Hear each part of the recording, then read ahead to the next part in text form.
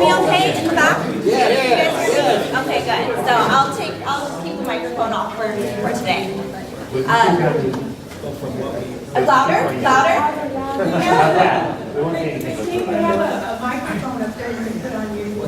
Oh, well, if everyone can hear me okay, then I'm fine projecting if that's okay. But if there's anyone that cannot hear me as well, I will be more than happy to put that on as well. I think we should wear the microphone. Yes? Okay. Yeah, put it on anyway. Move to the front row. Yeah, No. everybody move to the front. I'm the one testing it, so I need to sit in the Hello? back.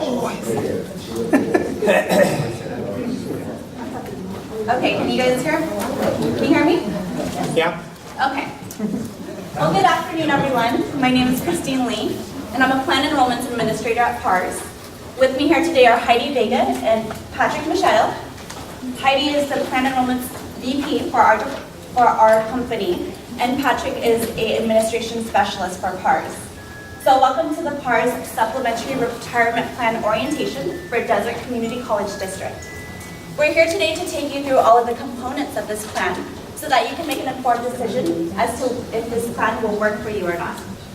So to begin, I'd like to cover what we will talk about in today's presentation. First, I will introduce you to PARS, the company that we work for. I will then walk you through the eligibility and participation requirements that you must meet in order to participate in the plan.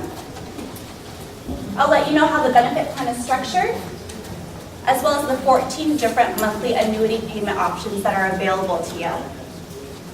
We'll then review all of the forms. I know you received a lot of items in the mail, so we'll walk through each and every one of them, as well as how to complete the enrollment packet if you do want to enroll into the plan. Next, I'll share with you the enrollment deadline and when you can expect to receive your first benefit payment if the plan moves forward. Lastly, I'm sorry, say if. Correct. Okay. And lastly, we will open it up for questions. So this presentation will take about 40 minutes. It is very comprehensive, so I ask if you do have any questions, please try to remember it, write it down, and save it till the end. We'll stay as long as necessary to answer all and any questions that you have. Is that okay? All right, so with that said, let's get started. So first, who is PARS? PARS stands for Public Agency Retirement Services. We are a private company, but we do the administration for public agency retirement plans. So your district has hired PARS to do the administration upon this retirement plan. Now, in addition to working with your district, we also work with other community college districts, school districts, cities, counties, really any type of public agency. Most of our agencies are located in California, but we do have agencies in other states, such as Ohio and Texas. Now, PARS serves over 600 client agencies, your district being one of them.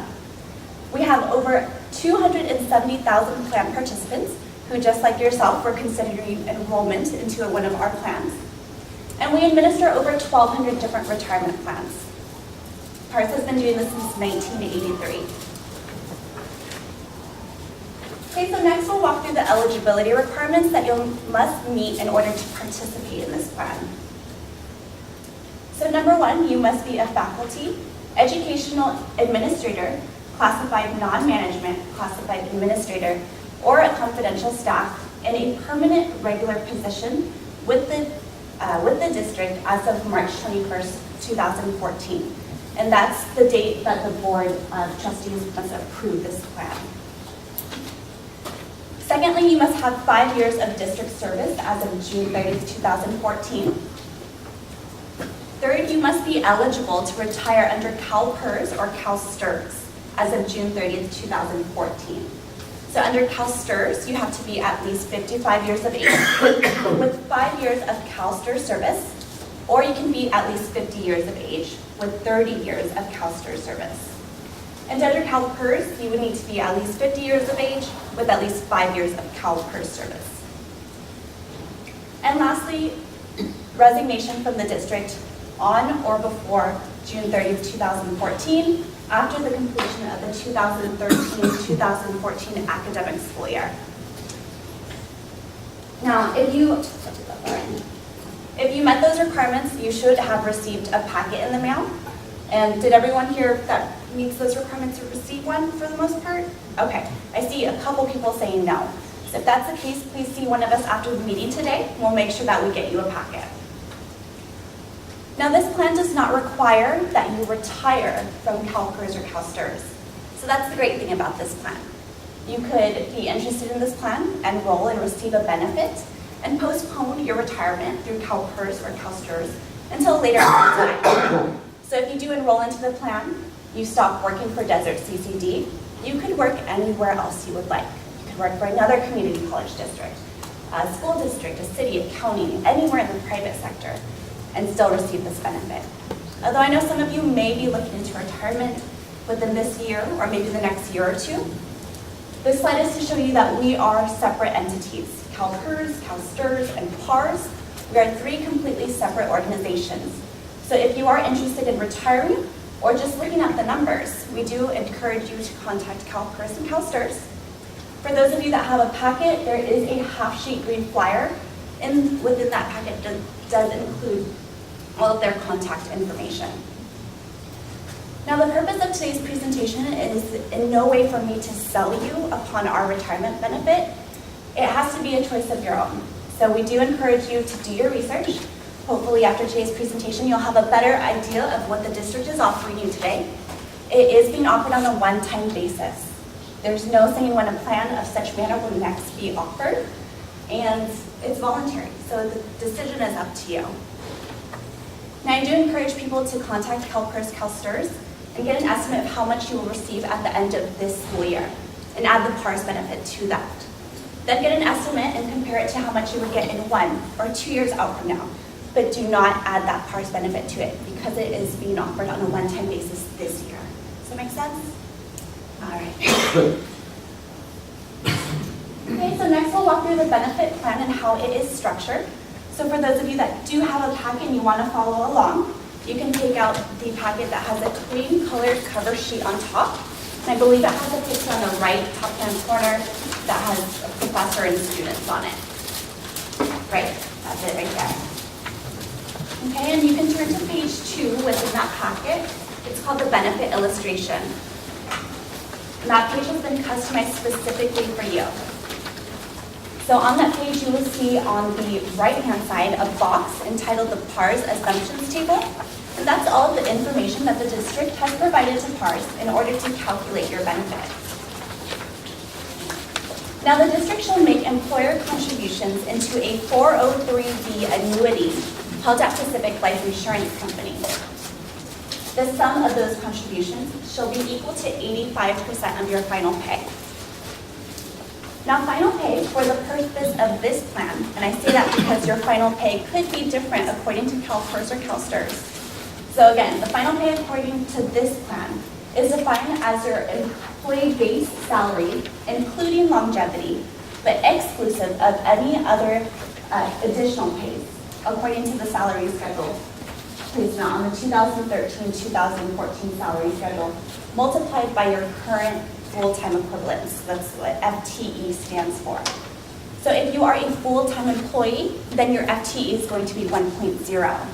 And if you are working part-time, then your FTE is going to be less than 1.0. Now on that benefit illustration, you'll see 14 different options in which you have to choose from as a payment option. We'll walk through each and every one of those options on the very next slide. But before we do that, I want to bring your attention to the last bullet point on my slide here. And it can be found on the benefit illustration in a little box that's shaded on the bottom right-hand corner. And it's very important to understanding this plan, so I'm going to read it word for word. It says the projected amounts illustrated on your benefit illustration are based on annuity rates at the time the illustration was printed. The final benefit amount of your will be determined prior to the first distribution upon purchasing the annuity through Pacific Life Insurance Company. So I know that's a lot, but what that means is all the numbers that you see on page 2, those are estimates as what we believe your benefit will look like if you do enroll into the plan and the plan moves forward. What will happen is after the enrollment deadline, the district will decide if the plan will be offered. And if it is decided that the plan's being offered, the benefit will be locked in through Pacific Life Insurance Company. Now, it's important to note that annuity rates, they fluctuate on a day-to-day basis. So they go up and they go down. So naturally, we have no idea what the annuity rates will be on the day that your benefit is locked in, nor do we know what your benefit amount will be. We do know that you have to make a very important decision based on an estimate, so I can give you the reassurance that Pacific Life is extremely conservative when it comes to giving us these numbers, in hopes that you won't see too much fluctuation. And typically, we don't. Now, when the benefit is locked in, you will receive what's called a final benefit amount letter. That letter will let you know how much you can expect for a monthly benefit for the duration of your payment. So regardless of what annuity rates do in the future, once it's locked in, it's not going to change for any reason. Okay, so next I'll walk you through the 14 different annuity options that are available to you under this plan. Number one is very similar to the CalPERS and CalSTRS unmodified option. It is a lifetime benefit for your lifetime only. So if you are to choose option one, that's going to pay however long you shall live, and upon your passing, the benefit will end. Option one does not pay out to a beneficiary. Option two is a modified monthly cash payment. So this is going to pay for your lifetime and then the lifetime of your one named beneficiary. So for those that have your benefit illustration out, I don't know if you noticed, but for your beneficiary date of birth, we've assumed a beneficiary date of birth of your date of birth. Did anyone see that? All right. And the reason we've done that is because we don't know who your beneficiary is, nor do we know their date of birth. So for the purpose of illustrating these benefits to you, we're assuming your date of birth as your beneficiaries. If you are interested in option two, we can certainly show you how you can change your beneficiary's date of birth with us so that you can get an accurate estimate as to what your option two would actually look like. Now, when it comes to designating your beneficiary under option two, there are a few restrictions to keep in mind. Under option two, you can only have one beneficiary, and that beneficiary has to be a person. So unfortunately, no pets, no dogs, and no trust. I know that's a common question, but it does have to be a person because this benefit option is the one that's dependent upon their date of birth. Now, restriction number two is whoever you choose as your beneficiary under option two has to remain your beneficiary for the duration of your payment after the enrollment deadline. So once we pass the enrollment deadline, you cannot change your beneficiary for any reason, regardless of what happens. So if you get in a fight, divorce, or sadly, if they predecease you, you cannot redesignate that beneficiary. Now, to give you an idea of how option two works, if you choose a beneficiary that is older than you, you're going to see the amount illustrated that's going to go up. And if you choose a beneficiary that is younger than you, you're going to see the amount illustrated go down. If you choose someone significantly younger than you, a child or even a grandchild, you're going to see that amount drop significantly because it's paying for your lifetime and then the lifetime of someone who's expected to live maybe 20, 30 more years longer than you. Now, all of these restrictions that I'm listing, they only apply to option two. Where they do not apply is options 3 and 5 through 15. So under these options, you have much more flexibility when it comes to choosing your beneficiary. You can choose something other than a person. You can choose a trust, a charity, and also you can have as many beneficiaries as you'd like. So let's say, for example, you're married and you have 2 children. You could elect your spouse as your 100% primary beneficiary, and then your 2 children as equal 50% secondary beneficiaries. Let's say you are not married and you have 3 children. You could elect all 3 children as equal 33.3% each primary beneficiaries, or if you like one more than the other 2, then you can do 50, 25, 25. It's up to you on how you elect those percentages.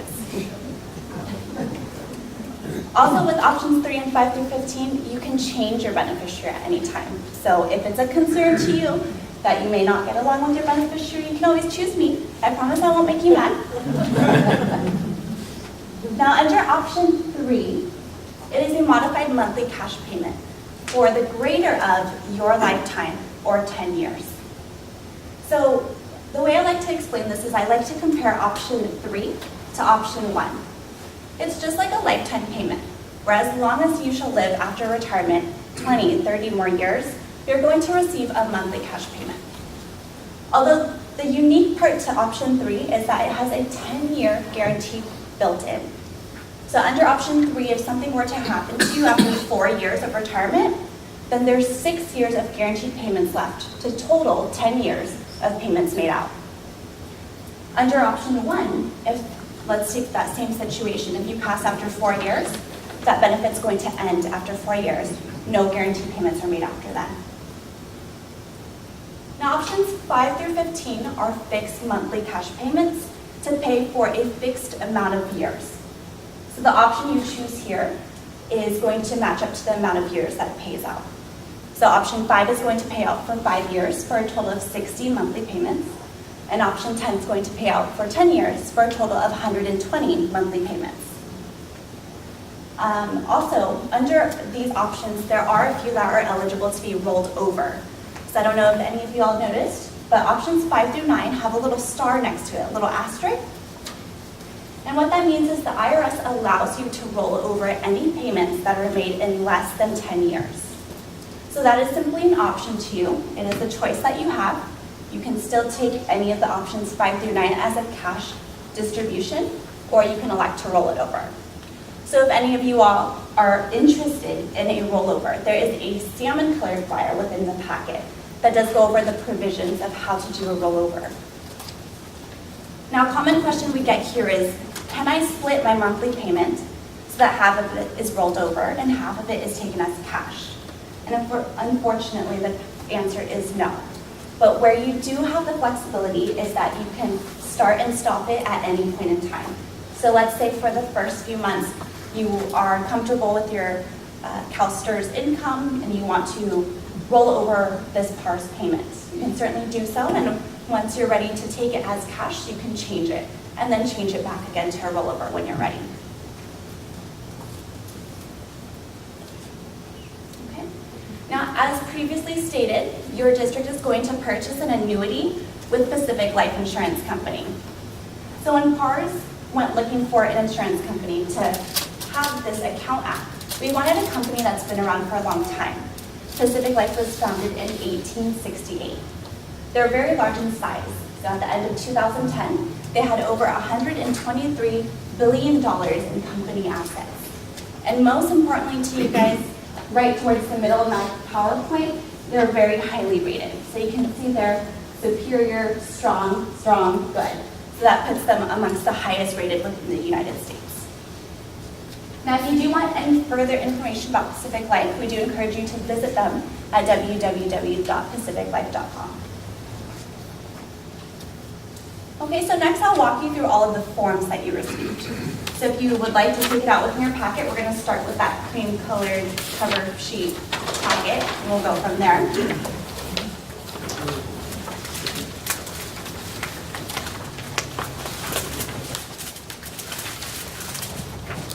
So page 1 is the plan introduction. This is just a very, very brief introduction to the plan that's being offered to you by your district. Page 2 is the benefit illustration. So again, this has been customized specifically for you. So what you see on yours could be different from what your neighbor sees. Again, if anything is incorrect in that PARS assumptions table, go ahead and take note of that, and I will show you how you can change that with us in just a couple slides. Now, page 3 is the plan summary. And if you haven't done so yet, I would advise that you read over this. It provides a great description to the benefit that's being offered to you, the benefit payment, and the eligibility requirements you must meet in order to participate. And next we'll go over the enrollment forms. So if you have the packet with you, you can take out the packet that has the blue colored cover sheet on top, and we'll walk through how to fill out the forms if you are interested in enrolling.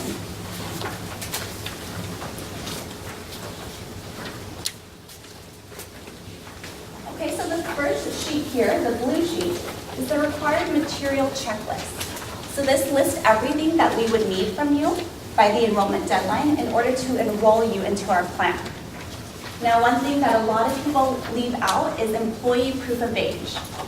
And so if you want to circle that, put a star next to it, highlight it, do what you can to remember that we'll also need a photocopy of your ID. It can be a passport, driver's license, or a state ID. Now, if you are choosing option 2, and option 2 again is that one option that is dependent upon your beneficiary's date of birth, then we'll also need their proof of age. Now, the first form within this packet is page 4, and it's called the correction form. So this is where you will correct any inaccuracies that you found on the assumptions table of your benefit illustration. So if necessary, you would fill out this form. If everything in that box is correct, then you do not need to fill out this form. Now, for example, let's say that you believe your final pay was shown incorrectly in that box. You can fill out this form, let us know what you believe your final pay should be. We'll verify that amount with the district, and we'll send you a revised benefit illustration based on any changes. Or let's say you're interested in option 2. You want to see what that amount would be based on your actual beneficiary's date of birth. You can fill out this form with your beneficiary's date of birth, send it into PARS, we'll plug it into our program, and we'll send you a new benefit illustration. Now, if you have any changes here with you today, we'd be more than happy to take them back to our office after today's meeting, so you can turn it into any one of us, and we'll be sure to either email or mail you a copy of the revised benefit illustration once we've confirmed all the information. Now, page 5 is the enrollment form. And on this page, you will complete section 1 with your personal information. Section 2 is where you'll be notifying us what option you are choosing. So on the line provided in section 2, you're going to write one number and one number only. You're going to write the number 1, 2, 3, or any of the numbers 5 through 15. So for example, if you're choosing option 6, you'll write the number 6. If you're choosing option 12, you write the number 12 there. Whatever number is written on that line by the close of the enrollment deadline will be your option choice for the duration of the benefit. Cannot be changed after that point. So do choose wisely. Our most common option is 5. That's the most popular. But again, please do choose wisely. What's best for you may not be best for your neighbor and vice versa. So after you indicate what payment option you are choosing, you'll read the enrollment statement down in section 3 and then sign and date at the bottom. The next page is the beneficiary form, page 6. And again, you'll start out by completing section 1 with your information. If you are choosing option 1, which is the lifetime only benefit, you are going to complete section 2. And by signing and dating in that section, what you are saying is that you acknowledge that that payment does not pay out to a beneficiary. After that, you are done with this page if you are electing option 1. If you are electing any of the other options, so option 2, 3, or 5 through 15, you do get to designate a beneficiary. So you would skip section 2 and go down to section 3 where you would notify us who your beneficiary is. So again, under option 2, you can only have one person as your beneficiary. And under options 3 and 5 through 15, you can have as many as you'd like. Of course, on our form here, we only have space for 2. So if you have more than 2 beneficiaries, we do ask that you attach a separate sheet of paper to your packet and include all of the information that we asked for in section 3, along with if they are primary, secondary, and what their percentages are. Now under options 2, 3, and 5 through 15, under the California Spousal Consent Laws, your spouse or registered domestic partner must be your 100% primary beneficiary. So if you are electing someone other than your spouse as your 100% primary beneficiary, he or she must sign this form, and this form must be notarized, waiving their right to be your beneficiary. If you are married and you are electing your spouse, then they don't have to sign this form, and this form does not have to be notarized. And if you are not married, this form does not have to be signed by anyone other than yourself, and the form again does not have to be notarized. With options 3 and 5 through 15, keep in mind that you can change your beneficiary at any time, and you can do so by calling the PARS office and requesting a change of beneficiary form. Okay, now the next page is page 7. It's the tax withholding form. Now before I walk through how to complete this form, I do want to let you know that this is taxable retirement income. So what you receive will ultimately be going towards your year-end tax obligation. Pacific Life Insurance Company will send you a 1099-R tax form that you can use to file your taxes in January of every year. Now, if you are choosing any of the options 1, 2, 3, or 10 to 15, and these are the options that are not available to be rolled over, then you will complete section 2 of this form. So in section 2, you will let us know how much, if anything, you want withheld for federal and or state taxes. If you do not want anything withheld, you would simply mark the first box under each part for federal and state, indicating you do not want anything withheld. Although if you do want amount withheld, then we have to ask for a dollar amount here. So we can't take it by percentage or tax bracket or number of exemptions. Again, we do need a concrete dollar amount given here if you choose to have anything withheld. Now, if you are choosing any of the options 5 through 9, and these are the options that are available to be rolled over, you would skip section 2 and only complete section 3. In section 3, if you are choosing any of the options 5 through 9, and you are doing a rollover, you're going to mark the third box under each part so that Pacific Life can tax defer your benefit for you. If you are doing a cash distribution under any of the options 5 through 9, please note that the IRS requires a 20% tax withholding upon your monthly benefit payment. And that is not an excise tax or an additional tax. It's simply a withholding. So it's going to go towards your year-end tax obligation. If you file your taxes and 20% was just way too much, you'll get a tax refund. If not enough was withheld, then you'll have to pay more when you file your taxes.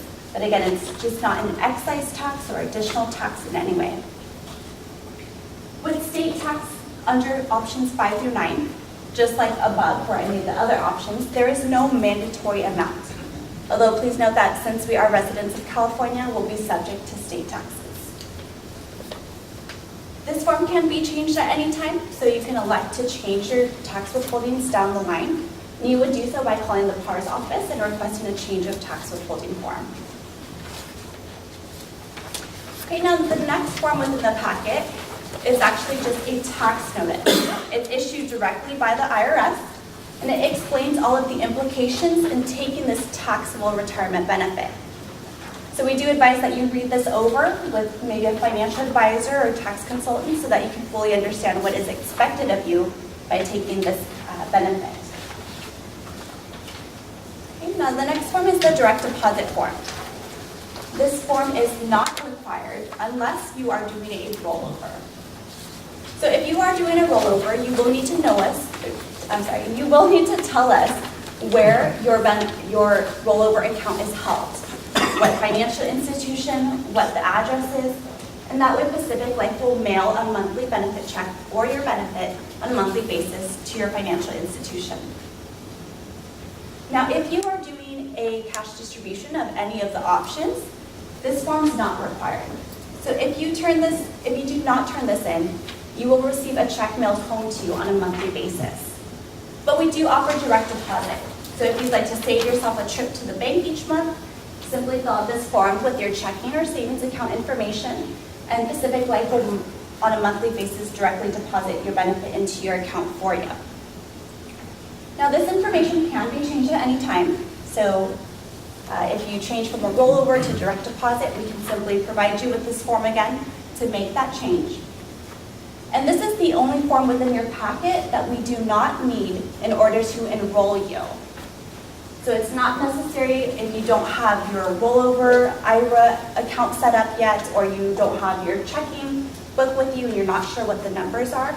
You can hang on to that, but just be sure to get it into our office about 45 days before the start date of your benefit.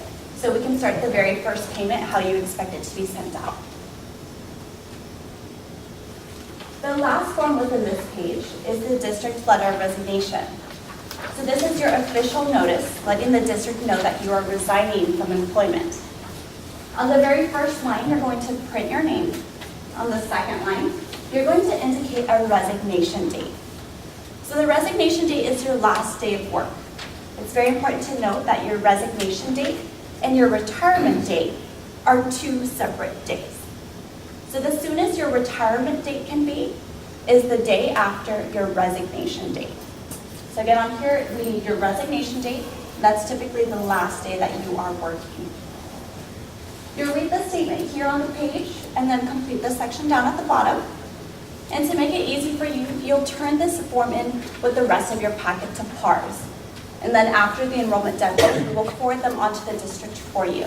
You do not have to submit a separate letter of resignation to the district yourself. Okay. Now that sums up all of the forms that we would need from you in order to enroll you into the plan. If you are interested in this plan, I do suggest that you take a look at those numbers on your benefit illustration. Make sure everything is accurate there. If anything is inaccurate, please submit that correction form. We want to make sure that you're looking at accurate numbers so that you can make an informed decision.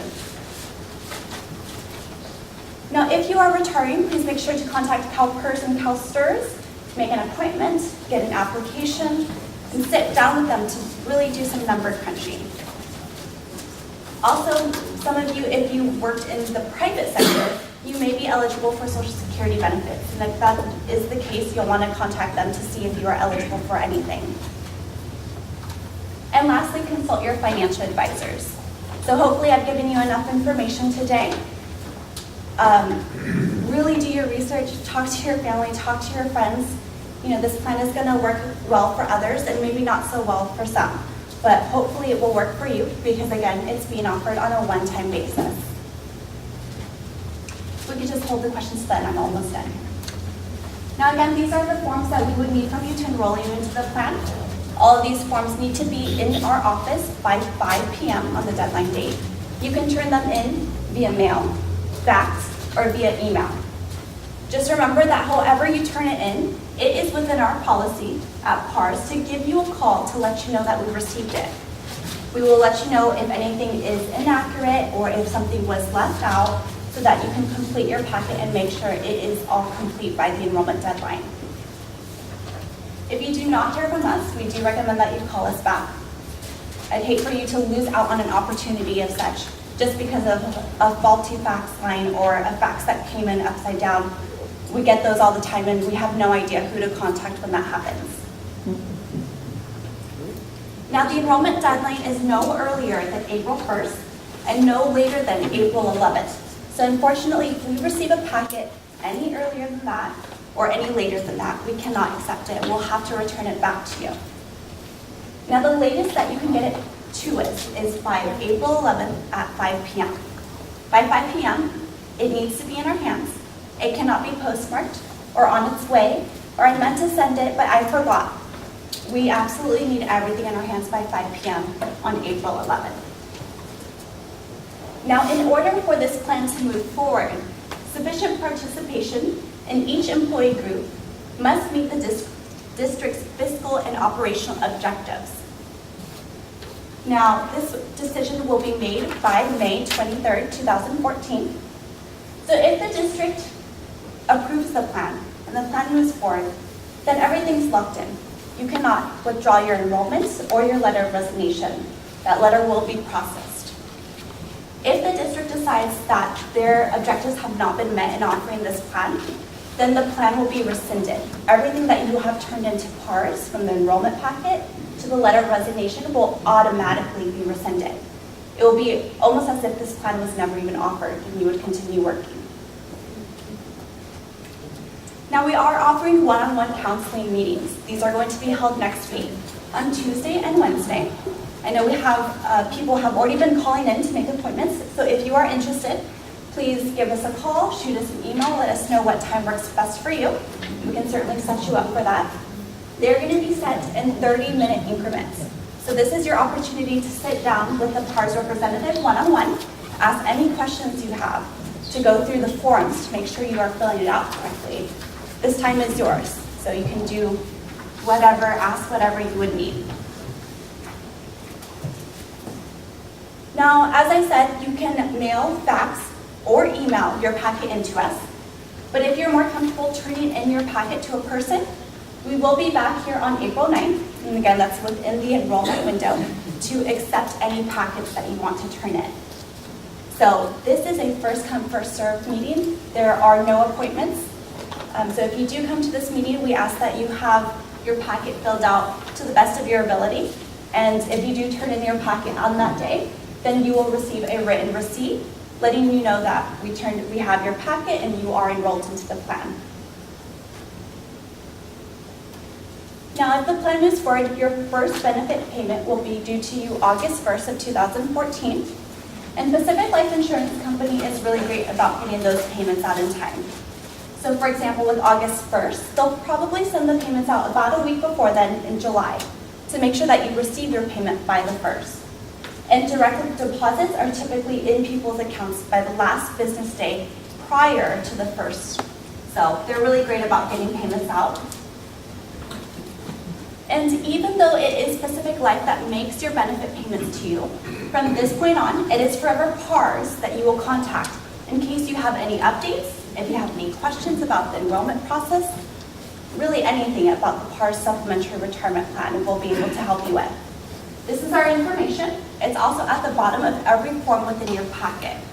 We are open Monday through Friday from 8:30 a.m. to 5 p.m. And if you call us during business hours, but you get a voicemail, please leave us one. That just simply means that we're on another call helping someone else, and we'll give you a call back as soon as possible. Typically, we check our voicemails about 3 times a day, so it should be no later than 24 hours that you get a call back on. So thank you everyone for your patience in being here today. I'll open it up for any questions that you have. You talk about a lock-in date. Is that the date that the district tells you, yes, we're going to do this? And any idea when that would be? So the day that the district will tell us if the plan is being approved is going to be May 23rd. And soon after then is when we'll lock in the benefit, the Pacific Life Insurance. So it'd be sometime before June 1st, probably? Most likely. It's usually within a week or two. Yes. What would it take for could you give us more details about this possibility that the plan will be rescinded if the district does not meet its fiscal requirements? Sure. So this plan is supposed to be a cost savings plan.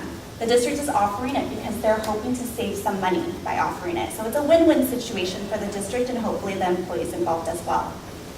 Now, when it comes to if the plan's moving forward or not, we really don't know until after the enrollment deadline. Because what we're looking at is who's enrolling, what position those people are in, what salary ranges we're looking at. Are we replacing that position? Are we not replacing that position? So really a number of factors go into calculating if there will be a cost savings in offering the plan. It really does depend on who is enrolling.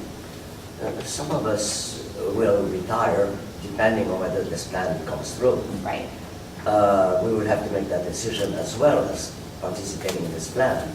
Do you think it's fair for the district to rescind an offer after we have decided to fill out the paperwork for retirement? I mean, this is a benefit Is it on even top. legal? Yes, it's completely legal. We've been offering these plans since 1983, and our success rate with these plans is about 95%. We do a pre-analysis before we even offer a plan. We don't want to waste your time. We don't want to waste our time or the district's time. So Or make absolutely, decisions that we may regret? absolutely. I mean, I can definitely tell you that people have enrolled into the plan with regrets.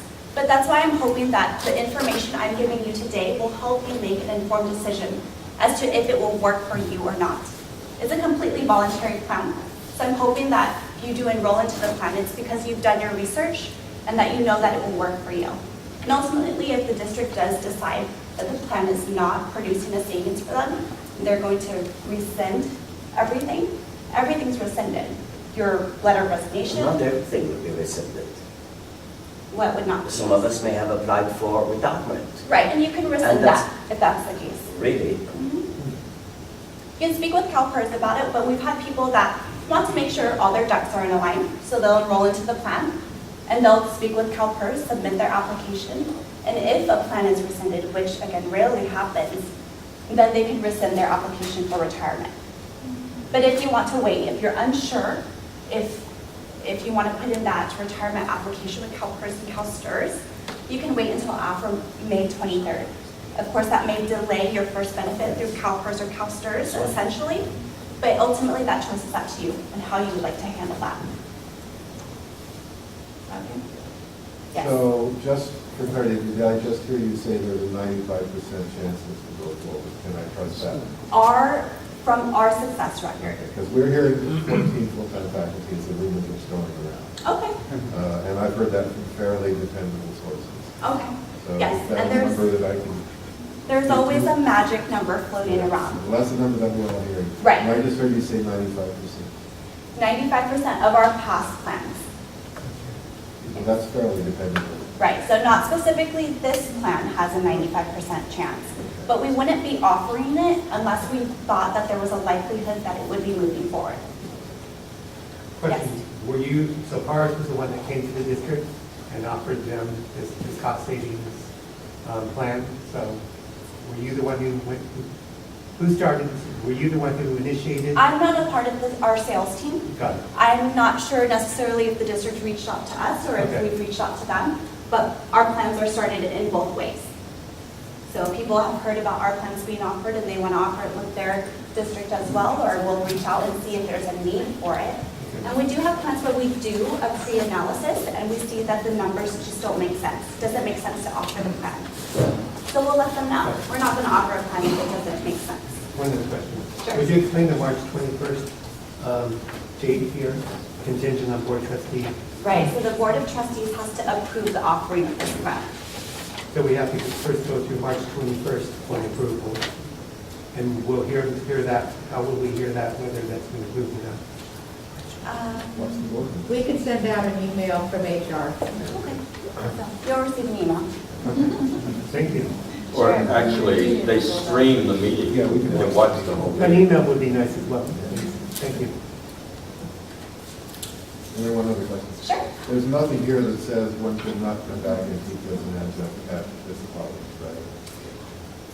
Let me double check that. There's usually a line within our plan summary or our, one of the pages, page 3, that will typically say what you can or cannot come back to So this it may be in district. here, I just haven't seen it yet. Possibly. I'll get my copy and see if I can find it. What was that question? He was asking if there's anything within the plan that would or would not allow for someone to come back to the district, That's an this action. district specifically. Okay. So we'll stick around. I'll get to your question, and if anyone has any personal questions. Would you repeat for these folks so they can tell the fellow workers when you're coming back to repeat what you've done today? Oh, yes. We will be back to do the same exact meeting tomorrow. We'll leave the meetings at 4 p.m. And if anyone's interested, I can tell you where it's going to be at. I just don't have the flyer It's at in the front of Fall me. Theater. Okay. Thank you.